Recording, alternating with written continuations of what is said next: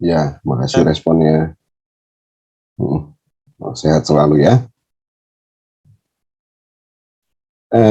Sebelum itu kita review terakhir ini aku review video. Teman-teman semua udah di approve belum sama aku proposalnya, projectnya, kelompoknya? Ada yang belum di approve nggak?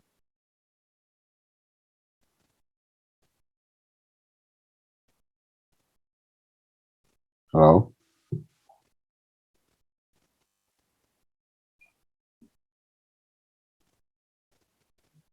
Gimana teman-teman?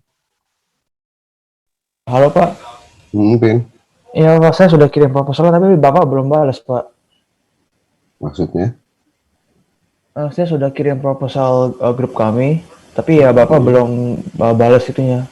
Oh iya, Kevin, jadi tiap itu langsung ke WA saya dulu. Karena kalau ke email kan semua penuh. Email itu untuk saya save.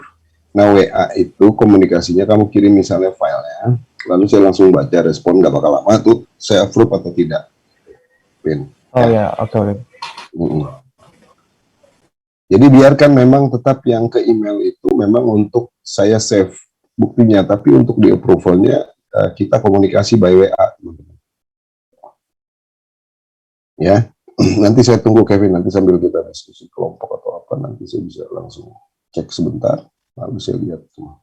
Yang lain gimana selain kelompok Kevin? Sama Pak, saya juga kayak Kevin.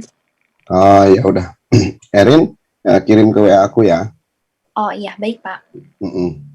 Nanti kan aku juga akan kasih apa namanya foto parapku, jadi supaya bisa dimasukin. Jadi yang udah ke email nggak apa-apa, memang aku itu perlu untuk save di email supaya ada data. Nanti kalian kan akan bikin link Google Drive ya, yang isinya nanti proposal, video, and then laporan dan paper, teman-teman. Itu ya. Jadi sekarang kalau untuk posisi approval, aku minta teman-teman WA salah satu perwakilan kelompoknya. Oke, Kevin sama Erin 2 kelompok, terus yang lain?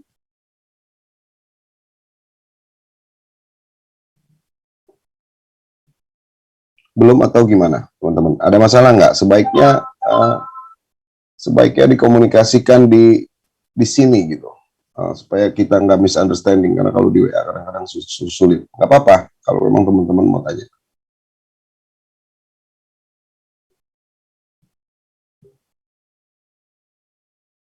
Atau udah pada beres atau gimana? Aku kok nggak bisa dapat respon nih selain Erin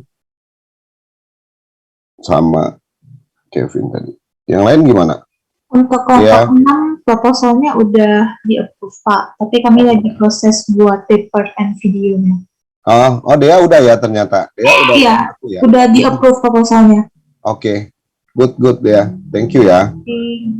Nah itu dia rupanya paham tuh. Yang lain berarti ada 3 kelompok tuh, dia udah di-approve, sudah setahap lebih maju.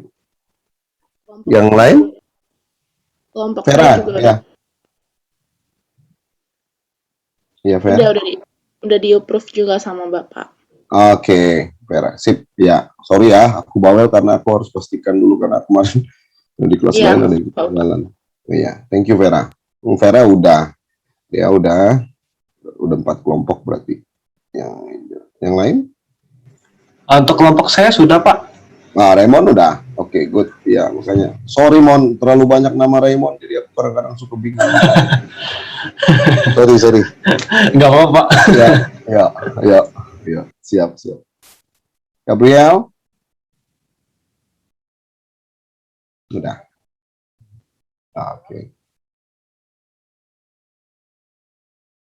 Oke, good. Ya, kita pertemuan sekarang kan 7, berarti masih ada sekitar sebulan lagi ya. 11 lah minimal, kalian udah jadi 12. Ya nggak apa-apa, aku kan bawel supaya kalian beres maksudnya. Gitu. Oke deh, kalau memang udah good semua, berarti cuma tadi beberapa kelompok yang karena memang dia udah email tapi memang aku belum balas karena memang kau di email banyak banget yang ininya. Jadi kalau di WA aku mungkin bisa kemungkinan ada nomor WA aku udah ada kan teman-teman ini. Jadi supaya cepat maksudnya.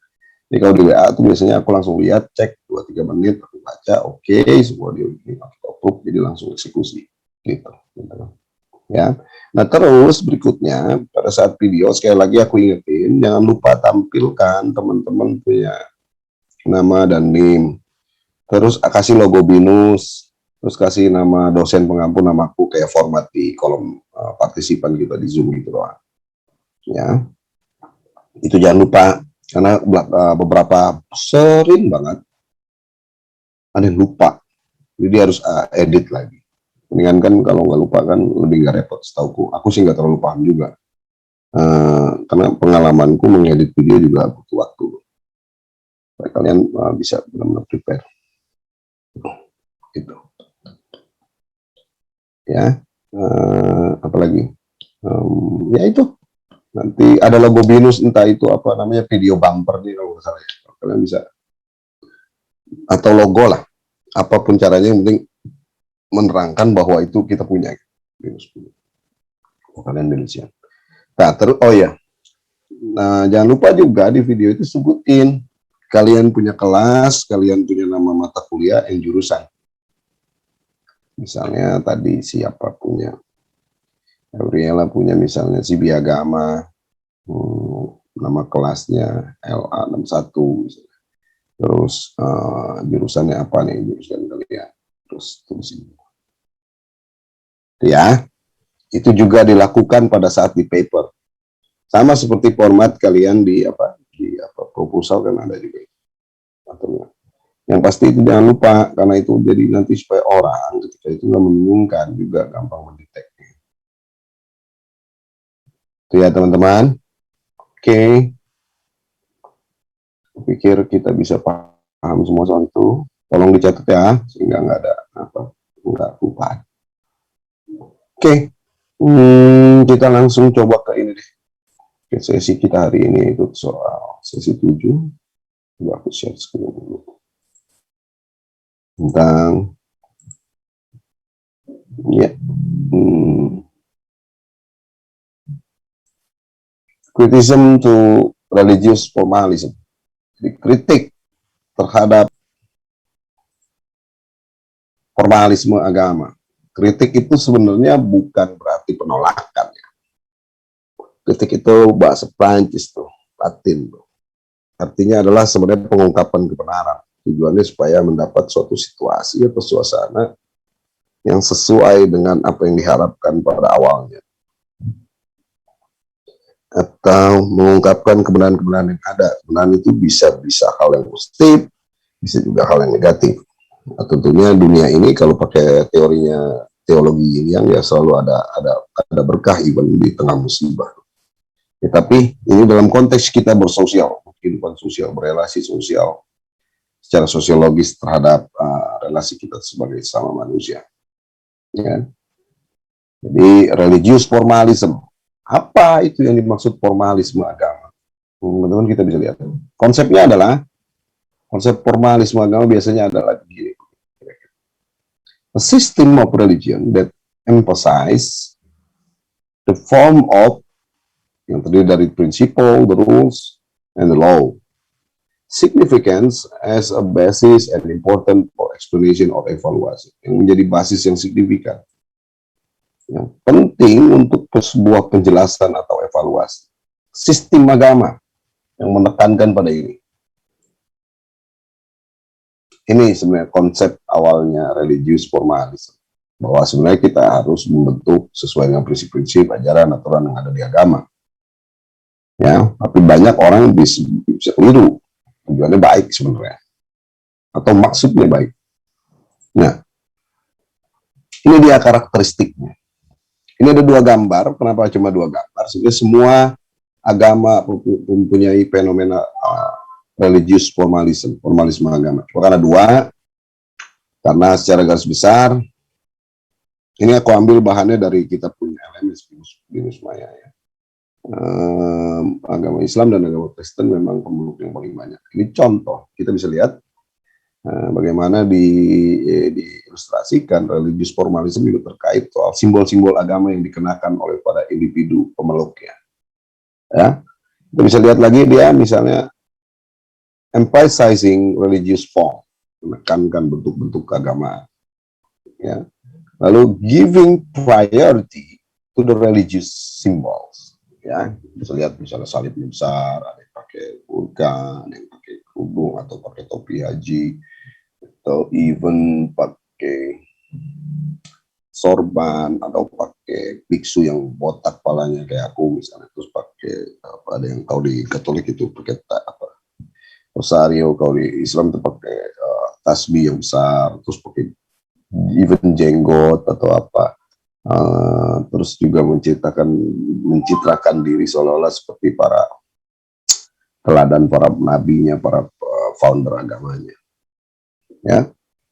Lalu berikutnya karakteristiknya adalah think very highly of religious title.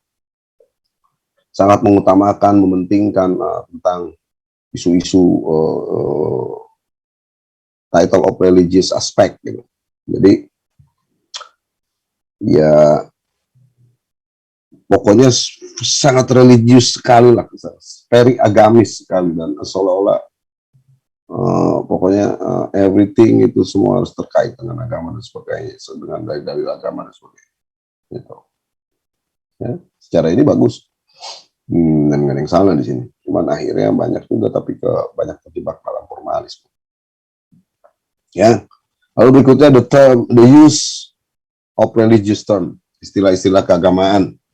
Ya beberapa misalnya bisa jadi lingua franca dan itu jadi positif, tapi ada juga yang misalnya itu bisa dianggap menihilkan keberadaan pihak lain, seolah-olah cuma dia yang dominan misalnya. Itu juga jadi kritik, ya. Jadi misalnya contoh yang menarik misalnya secara positif, religious term soal insya Allah itu juga dipakai tuh. Aku yang Konghucu juga misalnya untuk menjawab sesuatu yang kadang-kadang aku belum bisa pastikan apakah ini, misalnya aku pakai term itu.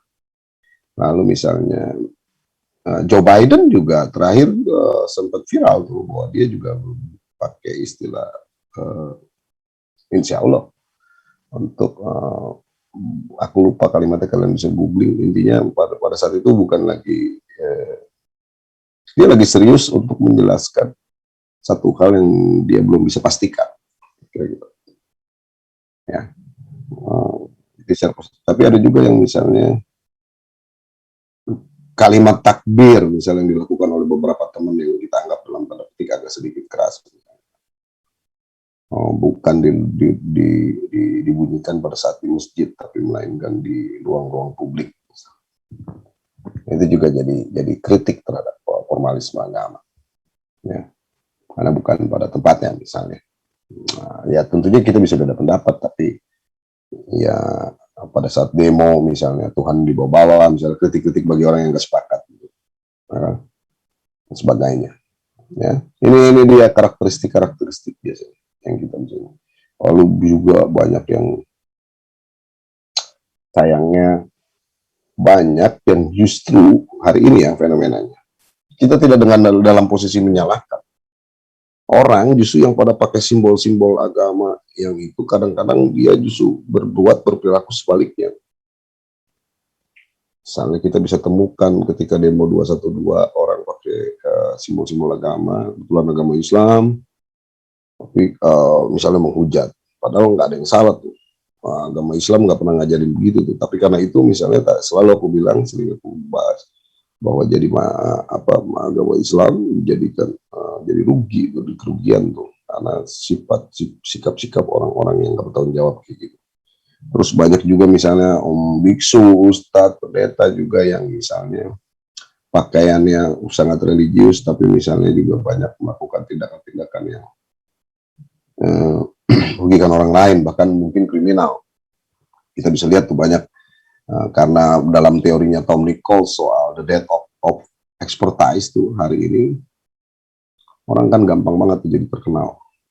Makanya banyak misalnya kata Gusmus tuh banyak ustadz dadakan, banyak pendeta dadakan, banyak biksu dadakan, banyak pokoknya rohaniwan dadakan yang sebenarnya dia buka Google aja tuh, terus dia bikin konten, lalu karena kontennya bisa bikin viral segala macam, dia seolah-olah dikesankan jadi suci dan segalanya. Padahal belakangan biasanya yang instan itu, yang dadakan itu biasanya ketahuan belangnya. Banyak kita bisa lihat misalnya, gimana ceritanya misalnya ada ustadz, ada pendeta justru menghujat-hujat agama lain. Gak ada tuh. Ya, agama nggak mengajarkan itu, agama apapun. Ya.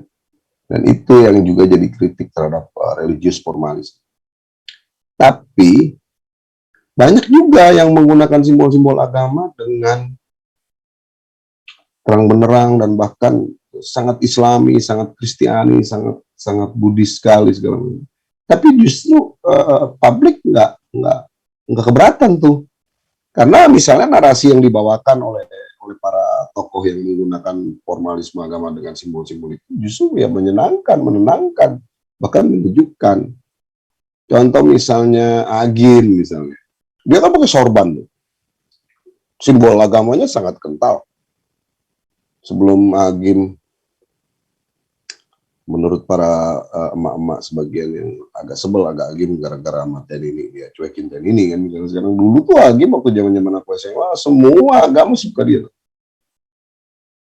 Walaupun dia pakai simbol-simbol agama yang sorban, pakai sangat Islami, tapi ya, ibu-ibu dari Konghucu, dari Kristen juga suka ngedengerin khutbahnya Agim. Jadi itu nggak masalah tuh. Artinya ketika formalisme agama dalam bentuk simbol segala macam itu digunakan oleh teman-teman atau orang-orang yang justru menyejukkan segala macam, orang juga nggak keberatan. Yang menjadi keberatan religius formalismenya justru digunakan oleh orang-orang yang misalnya menghujat orang lain, misalnya nggak selamat, cuma dia yang selamat, orang lain masuk neraka, dia doang yang surga. Nah itu yang problem. Ya. Kita juga bisa lihat misalnya Dalai Lama, religius simbolnya itu kan sangat kental, Buddhisnya. Dia pakai jubah Buddha, pakai tasbih, pakai apa segala macam, lah. Pokoknya very Buddhis. Tapi narasi yang dikembangkan Dalai Lama ketika diwawancara di TV ketika betul-betul universal, betul ini. Everybody likes him. Ya.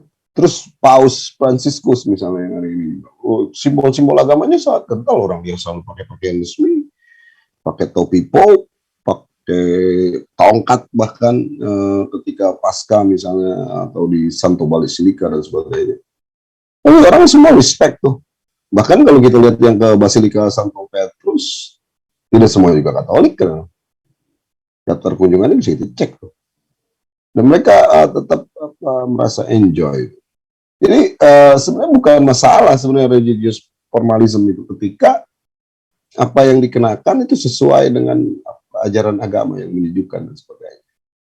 Gitulah. Makanya kita juga jangan terjebak. Oke. Nah berikutnya dari religious formalism biasanya arahnya akan menuju ke religious radikalisme bagi orang-orang yang nggak seperti Paus, nggak seperti Dalai Lama, Agim atau para ustadz atau Gus Dur sekalipun yang kita kenal sebagai bapak interreligious kalau kita yang di aktivis antaragama. Ya. Ya, religious radicalism ialah apa? Religious views that want to change fundamentally in accordance with its interpretation against social reality or the ideology. Ya, pandangan keagamaan yang ingin mengubah secara fundamental menurut interpretation sendiri yang melawan social reality, realitas sosial atau ideologi, ya, yang ingin merubah. Jadi dia anti mainstream segala macam dan bahkan anti sosial. Tadi aku bilang, Allah pokoknya orang lain nggak bener deh, kita doang yang masuk surga, cuma gue doang yang paling benar segala macam. Nah ini udah bisa dikatakan sebagai religious radikalis. Padahal dalam agama-agama itu kan begini harusnya. Orang yang sudah mencapai di jantung agamanya, jantungnya, goal, maka dia akan mencapai di jantung agamanya orang lain. Orang yang benar-benar beragama secara substansial, dia akan gembira ketika melihat orang lain walaupun berbeda syariatnya, tapi sama-sama benar adanya, sama-sama masuk surga bareng-bareng. Makanya para pemimpin agama sudah betul-betul menolak tuh. Misalnya dulu gereja dituduh mempunyai statement gak ada keselamatan di luar gereja. Enggak tuh katanya. Kata Paus segala macam, bahwa ada keselamatan juga di luar gereja. Ya. Karena juga misalnya dalam teori filsafat jelas Tuhan nggak pernah sepakat kita sama. Tapi teman-teman kita yang kayak kemarin belum lama di Makassar, and then di Mabespori, masih muda tuh, milenial umur tahun 95 lahirnya. Dia udah punya pemahaman yang radikalisme. Karena apa? Tadi dia menutupi kebenaran. Bahkan konon katanya Zakia itu, nama tokoh perempuan yang sempat ditembak di Mabespori itu, justru dia lone wolf. Lone wolf itu sendirian. Jadi nggak ada yang ngajarin sebenarnya. Tapi dia karena dia suka ikut-ikut di medsos, ikut-ikut jaringan teman-teman yang membuat latar belakang pemikirannya agak radikal, dia jadi tahu, dia jadi ini ada suratnya kan, misalnya dia segala macam lah. Dia kena yang disebut dalam teori hate speech itu echo chamber, echo ya itu, echo kayak di musik itu yang nyung leong itu, echo chamber effect. Jadi dia kayak katak dalam tempurung tuh. Dia menutupi semua informasi, cuma dia ikut cuma yang ada informasi di kelompoknya, di golongannya. Udah aja itu terus, dia nggak pernah terbuka pikirannya, dia sempit sekali cara pandangnya. Menurut dia justru cuma dia doang yang paling benar, kelompok dia yang paling benar, golongan dia yang paling benar. Sementara di luar itu nggak ada benar. Bahkan even misalnya di agama balik lagi dijadiin alat dan dirugikan banget agama manapun. Dijadikan dalil untuk mendukung kepentingan ideologi kelompok tersebut yang anti sosial, anti perdamaian, sebagainya. Ya, kita bisa lihat. Ini contoh garis besar religious radicalism ini semacam ilustrasi. Ya. Ini ada di semua agama sebenarnya. Ini dibayangin di Myanmar ada biksu muda yang bawa double senjata. Kalau tidak salah adalah bagaimana mereka mengkonsolidasi para biksu muda untuk mengusir teman-teman Rohingya yang kebetulan Muslim. Gimana ceritanya? Buddhisme nggak ngajarin. Bahkan doktrinnya semua makhluk berbahagia. Nyamuk aja sang Buddha ketika meditasi nggak boleh ditepok. Nah yang salah balik lagi apa? Bukan Buddhismenya, orang-orangnya, oknum-oknumnya yang punya kepentingan, konflik of interest dan sebagainya. Tapi kita jangan sampai terjebak mengeneralisasi. Nah kadang-kadang kita mahasiswa kita harus pandai betul menganalisa segala sesuatu dengan cerdas dan ilmiah. Supaya kita nggak terjebak ikut ke bawah-bawah. Ini juga misalnya Osama bin Laden, ya kan. Akhirnya kan teman-teman Muslim dirugikan gara-gara ISIS, Al-Qaeda segala macam.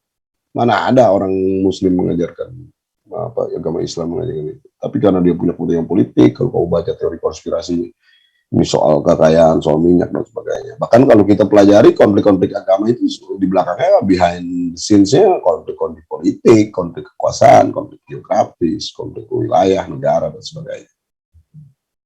Nah, ada konflik antar suku karena sukunya beda. Cuma kebetulan agamanya beda, sektenya beda, jadi fight. Itu juga terjadi di Irlandia Utara.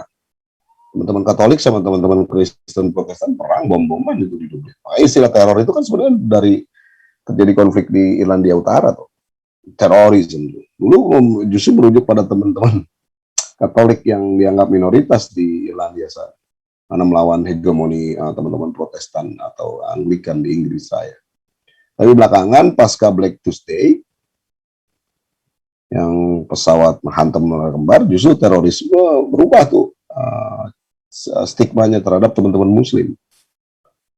Jadi salah besar kalau kalian mempelajari teorinya. Terorisme itu justru berawal dari tradisi konflik antara konflik wilayah di Irlandia Utara yang kebetulan jadi goreng lagi ditambahin jadi konflik seolah-olah konflik agama. Padahal kalau aku secara pribadi nggak akan pernah percaya bahwa konflik yang terjadi perang hari ini bukan persoalan teologis. Persoalan politik kita dikerjain aja tuh. panjang kita untuk bahas itu, tapi sangat mudah sekali sebenarnya mengidentifikasi. Ya, ini juga termasuk Paus juga kena bully istilahnya. Ya kan, banyak juga misalnya teman-teman Katolik yang progresif ya kan, yang belakangan Paus Fransiskus juga dianggap terlalu progresif karena dia berani melakukan evaluasi. Karena diindikasikan beberapa juga imam-imam di Vatikan juga punya case soal pelecehan seksual dan sebagainya. Dan itu nggak ada urusannya sama gereja, itu person-personnya. Nggak ada gereja ngajarin begitu. Ya? Ini juga bagaimana ekstremis radikalis Hindu di India, bawa senjata segala macam, ini kalau nggak salah demo waktu mau mengusir teman-teman Muslim di India. Nah, di India Muslim menjadi minoritas dan bahkan dipersekusi segala macam. Karena partai yang menang yang hari ini partai Perdana Menteri Narendra Modi itu partai Hindu progresif tuh. Kayak kita misalnya yang menang partai-partai yang berlandaskan agama latar belakangnya.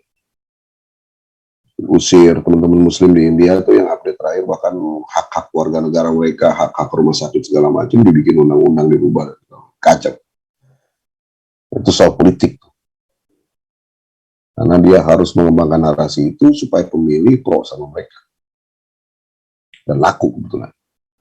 Kenapa itu bisa laku? Ya karena masyarakat nggak punya kesadaran. Nah kita binusian nggak boleh begitu. Bodoh sekali. Kita akan gampang sekali diadu domba segala macam. Karena kalau negara udah rusak, negara udah kacau, semua juga begitu. Ya. Jadi radikalisme, religius radikalisme ada di semua agama.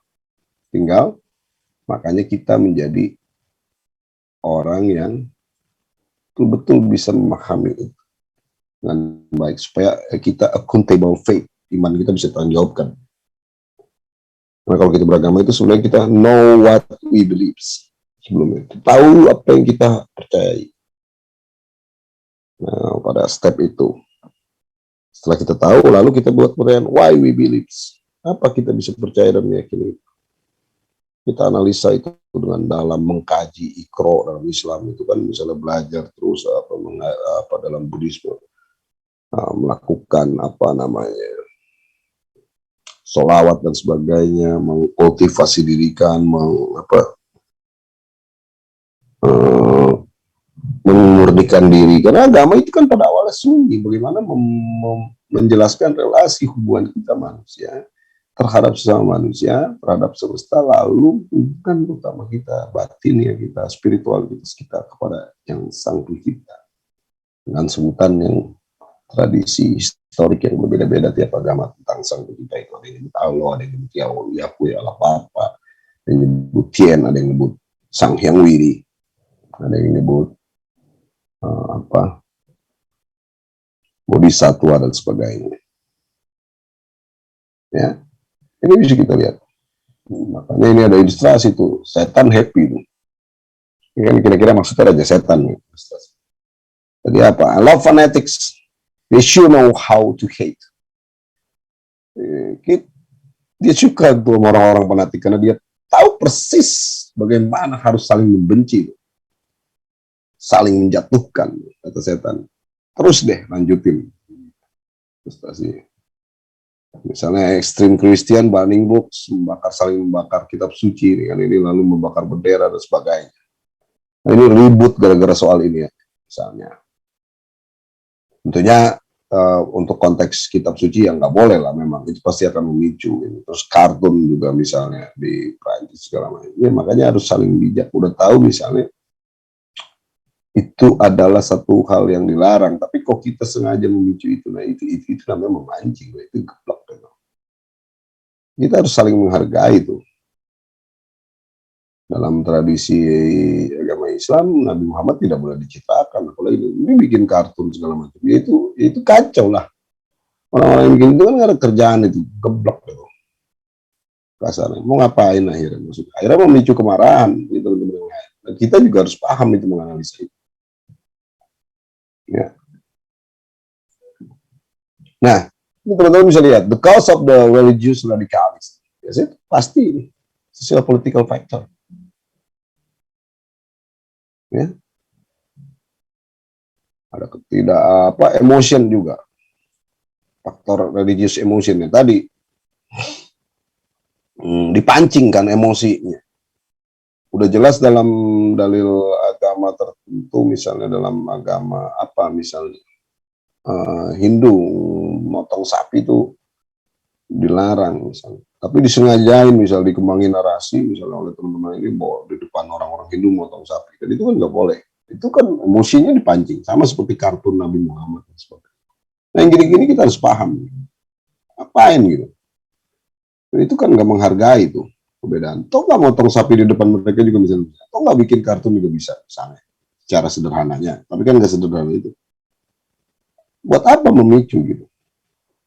Ya. Lalu juga faktor budaya, faktor ideologi, dan tentunya ini juga yang paling ngeri, government policy factor. Kayak kalau aku lihat konflik Israel di Palestina itu government policy factornya sangat kental. Soal G2G sebenarnya. Misalnya nggak pernah bisa deal tuh. Padahal kalau logika kita di Palestina sederhana, kita bagi, ya kalau udah lebih lama, tapi bukan dianeksasi terus, diambil alih segala macam atau teman Israel. Jadi bukan konflik agama tuh kalau aku lihat. Kita bisa diskusi lebih dalam tuh soal itu. Soal penguasaan wilayah. Ya kalau you tahu kajian-kajian Israel, teman-teman Yahudi juga banyak yang anti dengan pemerintahan Israel, bahkan mereka mendukung Palestina. Nggak sedikit tiap hari demo ketika misalnya wilayah-wilayah kekuasaan Palestina diambil alih oleh pemerintah Israel. Demo dari internal mereka. Tapi kita yang di luar sini terpicu, wah seolah-olah semua orang Yahudi sepakat sama Israel. Ya kagak tuh. Kita keliru tuh. Bahkan unik tuh kalau kamu googling, ada anak Perdana Menterinya Ariel Sharon dulu sebelum Netanyahu ini. Bapaknya Perdana Menteri ambilin wilayah, anaknya demo tuh. Ya terlepas itu semua skenario atau sandiwara kita nggak tahu. Tapi anak seperti demo keras segala macam. Artinya ya kita nggak bisa generalisasi. Kita nggak bisa pukul rata.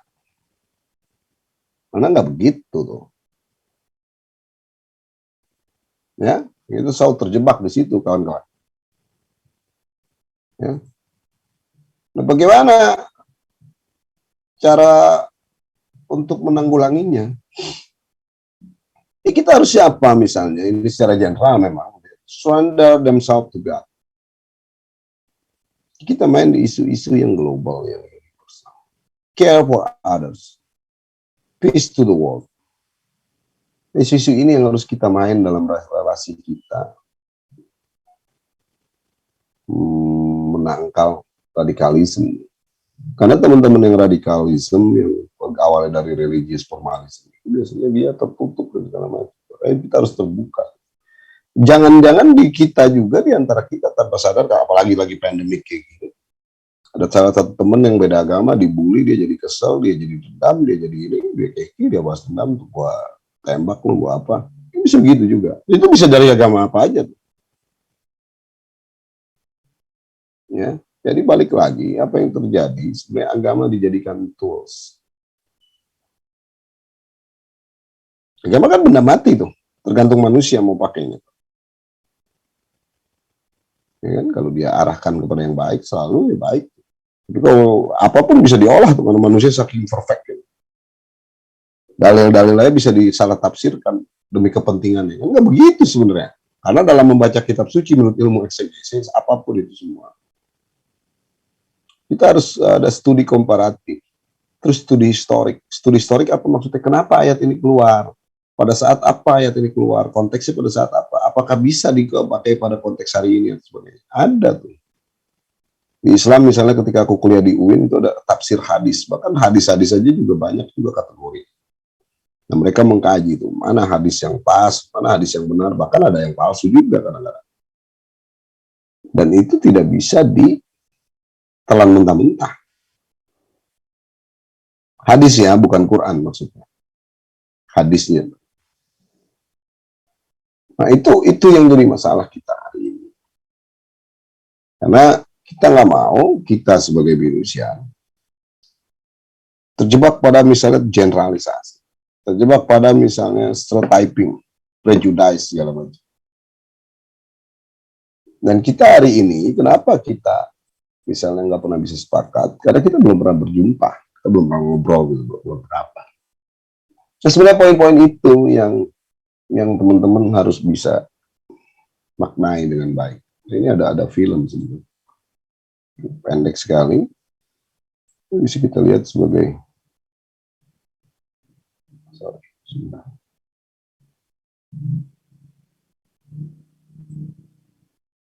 religious fanatic. Nah, ini film yang memang didramatisir, tapi bagus juga buat jadi bahan introspeksi kita. Film India didramatisir ya, artinya ini memang betul-betul dibuat untuk kepentingan campaign anti religious fanatism. Kelihatan ya?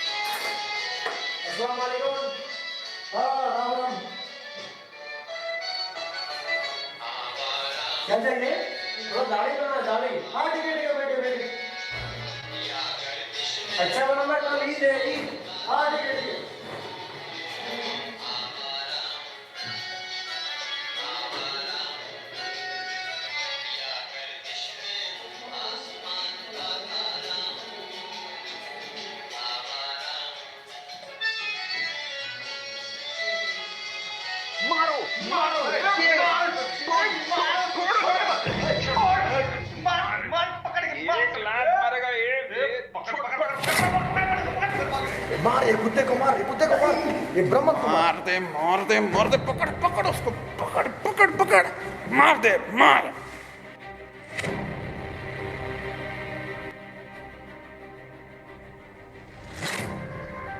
ऐसा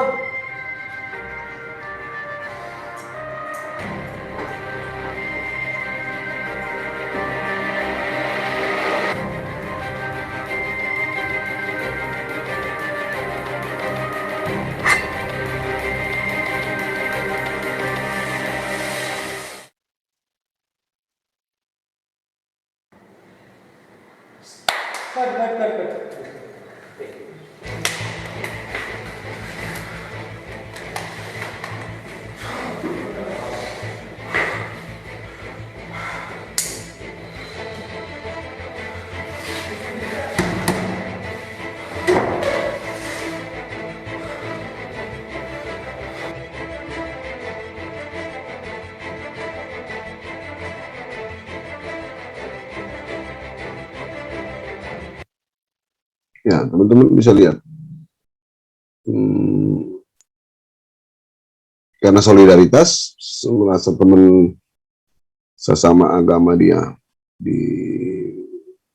dipersekusi, bukan dibunuh, dia tanpa cross check lagi, tanpa lihat dengan detail apa permasalahan segala macam, dia ikut bunuh orang lain tuh karena dia merasa tadi yang dia perhatikan di luar itu saudara seagamanya dibunuh. Padahal nggak taunya lagi main film. Itu hanya ilustrasi sebenarnya. Tapi maksudnya ya itu, apakah kita akan seperti itu tuh tadi si tukang cukur itu. Kita lagi tidak bicarakan profesinya, maksudnya untuk membedakan antara beberapa tokoh yang ada di film. Nah itu yang terjadi sebenarnya pada teman-teman kita yang hari ini melakukan teror. Anak-anak muda yang melakukan radikalisme atau violent extremism.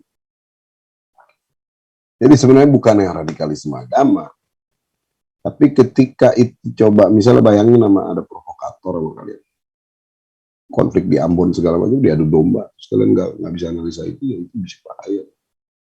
Harusnya misalnya gimana tuh kalau yang si polisi apa sih yang itu yang bijaknya, kan ada langkah, laporin polisi.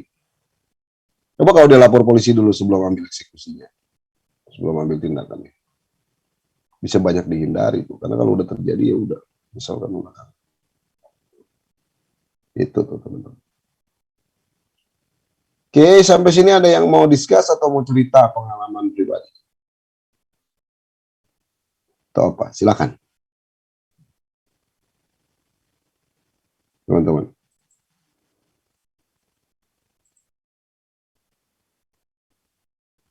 Halo?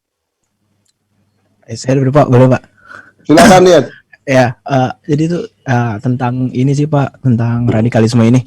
Jadi kan Bapak tadi bilang ada ini kan, apa namanya, bentuk generalisasi terhadap apa perilaku kita lah sebagai apa sih yang beragama lah. Jadi itu kan kemarin ada kejadian yang itu loh Pak, yang apa pemboman di gereja itu.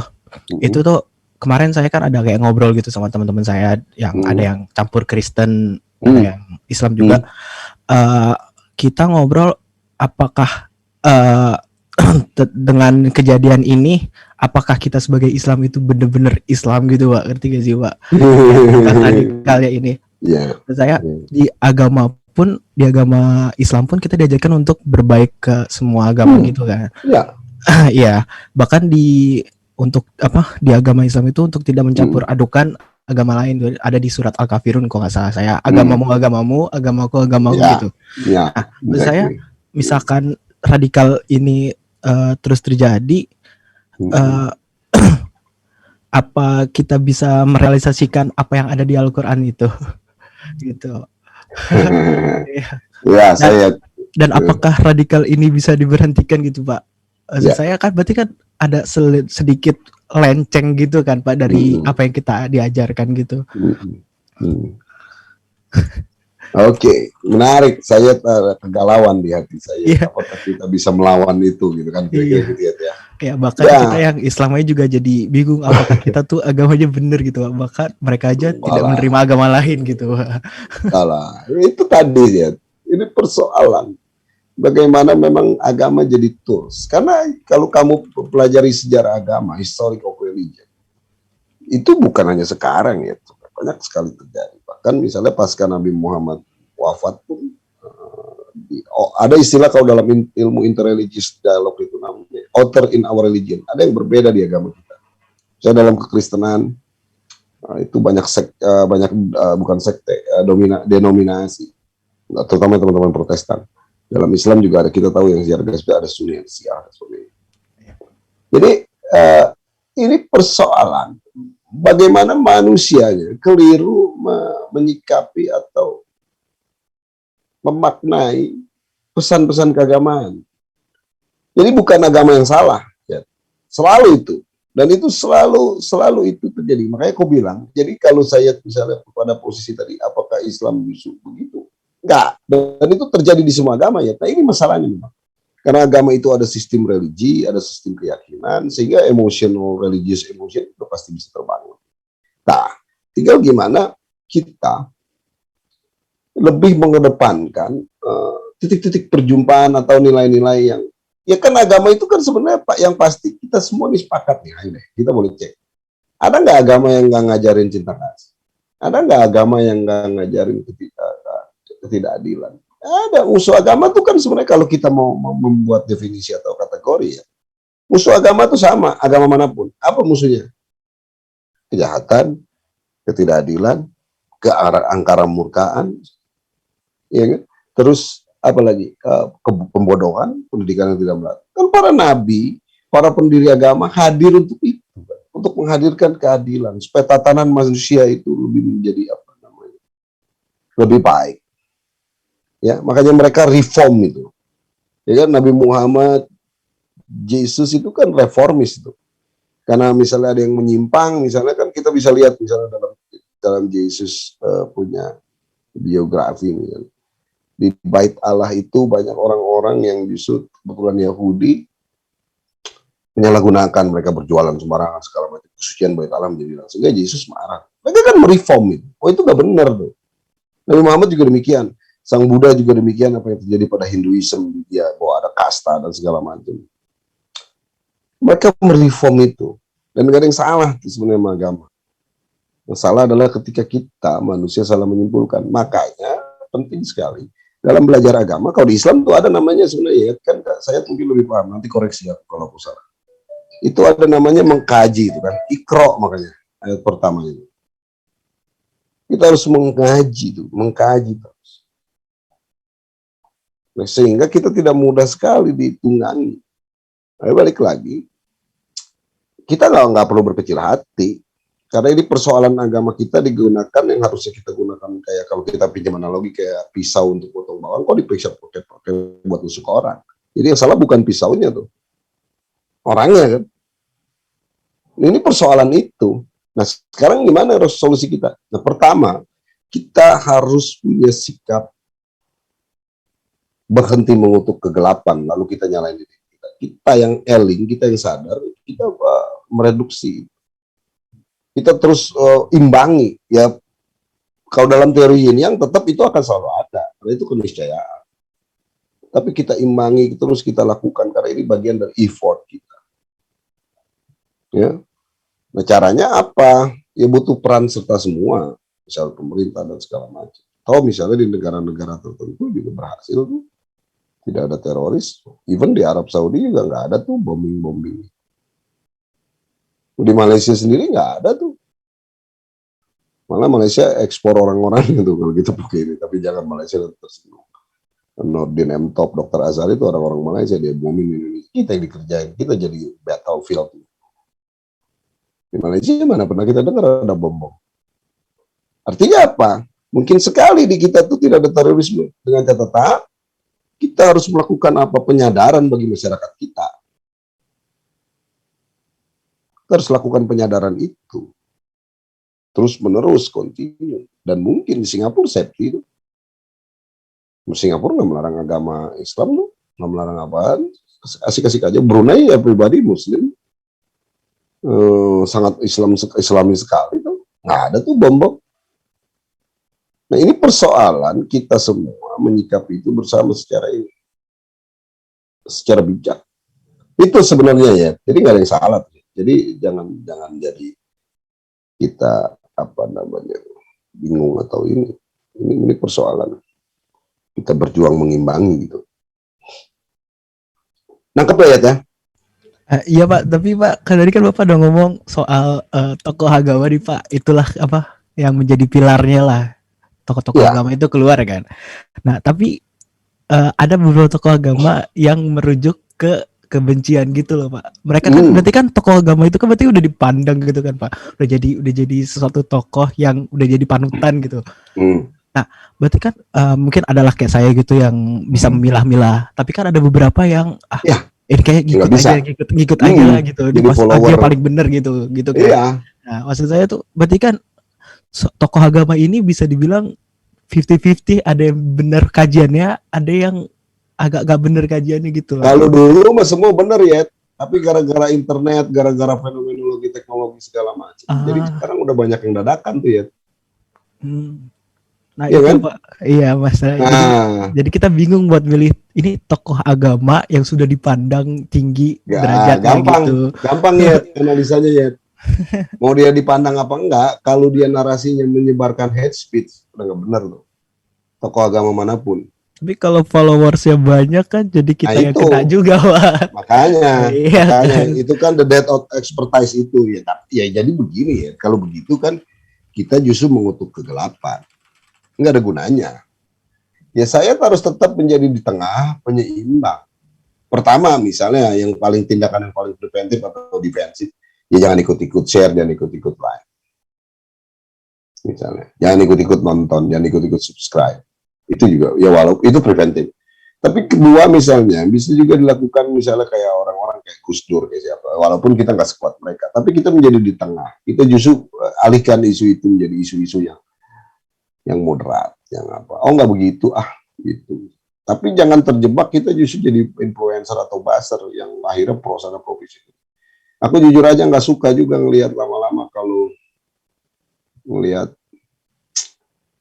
di satu sisi misalnya teman-teman yang melakukan Abu Janda, Ade Armando, bagus kan dia menghantam radikalisme. Tapi di satu sisi kalau lagi nggak ada kerjaan dia hantam Anies. Gitu. Padahal si Anies lagi nggak ngapa-ngapain. Tapi karena persoalan dia jadi pro sana pro sini. Nah kita bukan di situ. Kita sebagai ilmuwan, kita tidak pada posisi pro A, pro B. Kita posisi pada kebenaran. Jadi kita juga jangan ngehantemin orang yang misalnya nggak perlu dihantam. Kita harus imparsial, kita harus proporsional. Makanya orang yang bijak itu dia nggak berpihak. Dia berpihak pada apa? Pada kebenaran. Kebenaran yang mana? Yang artinya yang hakiki. Yang misalnya mengakomodir kepentingan orang semua. Kebenaran yang memang win-win solution. Yang nggak mau menang sendiri. Karena kebenaran buat saya belum tentu benar buat saya. Bisa beda. Tapi maksudnya itu yang hakiki itu tadi. Yang universal. Yang bisa mengakomodir semua. Nah, kalau kita misal dalam posisi pro A, pro B, menurutku kalian nggak bijak. Jangan sampai. Karena nggak ada gunanya juga kita misalnya sekarang masih kayak cebong sama kampret. Kepala cebong sama kepala kampret udah CS. Itu soal politik. Pak Prabowo sama Pak Jokowi udah CS. Tapi anak buahnya di bawah masih aja ribut. Itu gila tuh, menurutku. Nggak ada kerjaan kita. Sana banyak yang masih bisa kita lakukan sebagai mahasiswa misalnya, sebagai pelajar, sebagai orang tua, sebagai ibu, sebagai bapak. Job desk kita lebih banyak sebenarnya itu. Tapi kita kadang-kadang lupa dan ikut terjebak yang urusan-urusan remeh-temeh. Kita jangan kayak gitu. Sebenarnya intinya itu sih ya. Jadi nggak ada gunanya kamu untuk 8 ya. Capek kita. Tapi kamu lakukan aja do the best dan berikan yang terbaik, berikan kontribusi yang nyata. Gitu ya. Oke. Gitu ya. Iya, iya. Ya kita bisa lebih sisi lebih dalam sih. Memang berat ngelawannya, tapi ya tadi. Iya. Kan para nabi itu awalnya temennya dikit ya. Tuh. Iya, Pak. Dong, sedikit tuh. Coba lihat Iya, iya. historinya Nabi Muhammad. Yesus itu temennya 12 tuh. Kalau kita boleh pakai itu istilahnya awalnya. 1 Yudas berkhianat lagi. Iya kan? Tapi apakah dia orang pada menyerah? Mereka orang atau dia yang dalam grup besar semua itu pada menyerah? Enggak. Dan ini sebuah struggle. Ini sebuah perjuangan atas nama Tuhan. Itu sebenarnya misalnya jihad yang baik. Ini maksud jihad itu kan begitu. Bukannya berarti justru dalam konteks itu kita misalnya dalam memperjuangkan peran kita, tapi di satu sisi orang merugikan. Itu bukan perjuangan, bro. Tapi untuk kemaslahatan bersama tuh. Ya dalam Islam misalnya, ya sebaik-baiknya manusia itu kan sederhana tuh, dia berguna buat orang lain. Ini Islam itu rahmat lil alamin. Jadi balik lagi, agama cuma dijadikan tools, maka kita nggak ada gunanya juga menghujat. Karena dia agama itu kan benda mati, dia tuh media, dia tuh sistem kan, sistem yang bisa digunakan manusia untuk mencapai yang the greatest one, ya kan? Nah kalau Gus Dur ekstrim tuh nggak boleh tuh kita bela-bela Tuhan. Oh Tuhan buat harus dibela, apa ceritanya? Karena logikanya kan logika filsafatnya, Tuhan itu kan maha besar, maha perkasa, maha segala. Kok kita bela? Kok kita mau belain Tuhan? Berarti kesannya Tuhan itu lemah terus kita mau bela. Emang kita lebih hebat dari Tuhan? Itu logika filsafatnya begitu. Kok kita belain Tuhan? Misalnya begitu tuh. Aneh kan kalau kita mau belain Tuhan. Di satu sisi kita punya doktrin Tuhan itu maha besar, maha segala. Kok kita bela-bela dia nih? Jadi nggak jelas nih seolah-olah Tuhan di bawah kita nih. Kacau tuh cara berpikirnya. Gimana kita misalnya berjuang atas nama Tuhan? Sementara kita bunuh orang. Lah, orang yang kita bunuh itu ciptaan dia. Ciptaan Tuhan. Kan logika premisnya kan begitu tuh, sederhana. Kok kita membunuh ciptaannya? Justru kan sebenarnya hormat akan Tuhan itu mengikuti firman-Nya, mengikuti jalannya, mengikuti jalan Tuhan. Menghargai segala ciptaannya tuh. Kita bunuh orang, kita hancurin, bahkan dalam konteks go green, hancurin hutan segala. Kita itu sebenarnya udah gak bertuhan. Kita mau pakai radikalisme berpikir sampai akar-akarnya. Mari kita bisa bicara bertuhan. Sementara sungai ciptaannya kita sembarangan, kita pipisin sembarangan, sampahnya kita buang sembarangan. Ya bertuhan dari mana tuh? Dalam konteks go green. Ditambah misalnya dalam konteks tadi terorisme, ciptaan kita bunuh orang lagi memuji Tuhan di gereja, kita bunuh dia, kita bombing dia misalnya, atas nama Tuhan juga. Ini kan kacau tuh.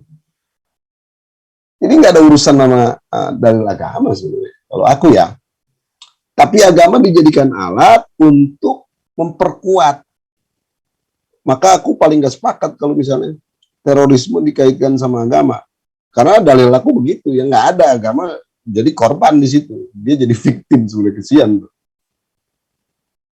Ya beda misalnya ada lagi logika lain misalnya. Ada lucu-lucuan ini sih, lucu-lucuan sebagai kita ini. Ada kan meme tuh kan. Pokoknya kalau ada apa-apa setan disalahin, dasar setan lu gini. Terus kata setan, lah gua nggak apa, gua terus dibawa namanya gitu. Misalnya kan kayak gitu. Ya kan? Setan lu apa lu? Udah setan nggak ngapa-ngapain tuh. Bahkan jangan-jangan coba deh cek di kitab suci. Setan itu punya code of conduct. Dia punya kode etik tuh. Setan tuh nggak bakalan bunuh manusia tuh. Dia cuma godain tugasnya. Dan dia sesuai job desk. Nggak pernah offside tuh kalau main bola. Dia cuma ganggu nafsu manusia, tapi dia nggak bakalan tuh makan manusia. Makanya nggak ada kan, misalnya kita temukan fakta lapangan, orang dimakan sama setan. Tapi kalau dimakan sama macan ya, karena dia kalau macan juga sama hewan sama makhluk-makhluk yang diciptain sama Tuhan itu semua kan best insting kecuali manusia. Dia punya tambahan pikiran, cipta karsa. Segala. Harimau itu nggak bakalan makan anaknya sendiri loh. Firm itu, karena instingnya begitu. Ini kalau manusia bisa tuh merkosa anaknya sendiri, kacau kan tuh. Terus sebaliknya, anak bisa melaporkan bapaknya tuh masuk penjara tuh gara-gara konflik soal tanah atau pohon yang di rumahnya bersampingan. Nah ini adalah proyek introspeksi kita diri kita sebagai manusia. Gitu tuh. Oke, yang lain?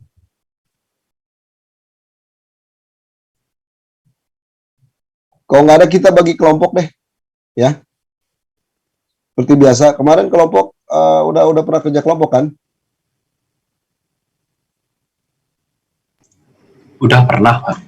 Oke, kelompok berarti sama dengan yang ini ya, yang apa? Oke, kemarin.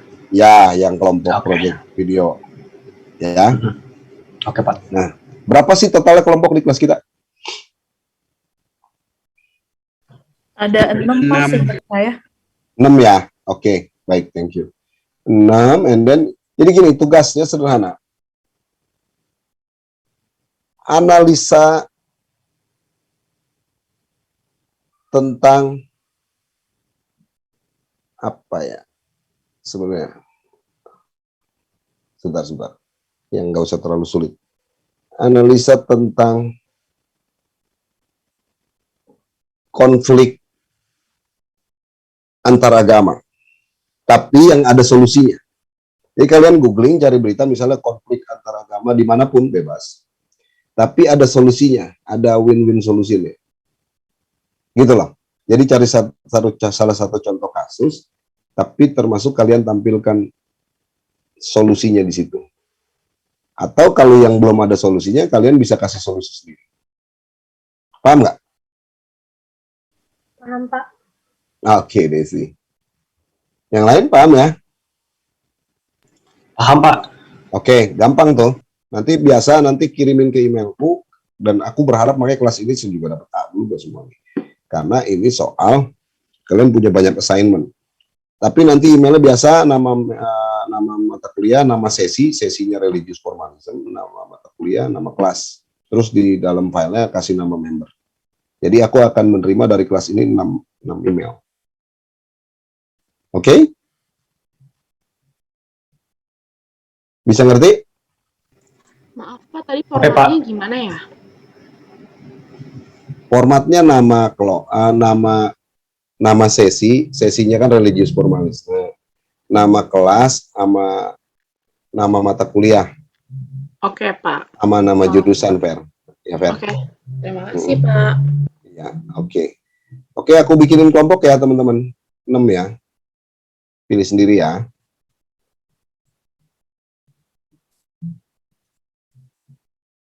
Ini 3, 4, 5, 6. Oke, silakan.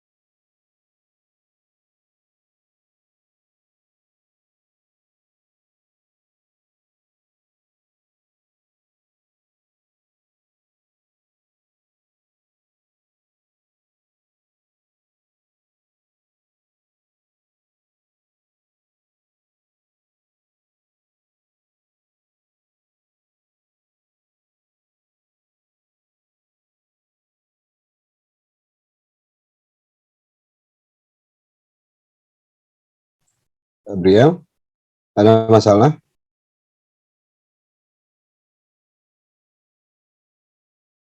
Kalau ada masalah kasih tahu ya, nanti biar aku bisa masukin dari sini.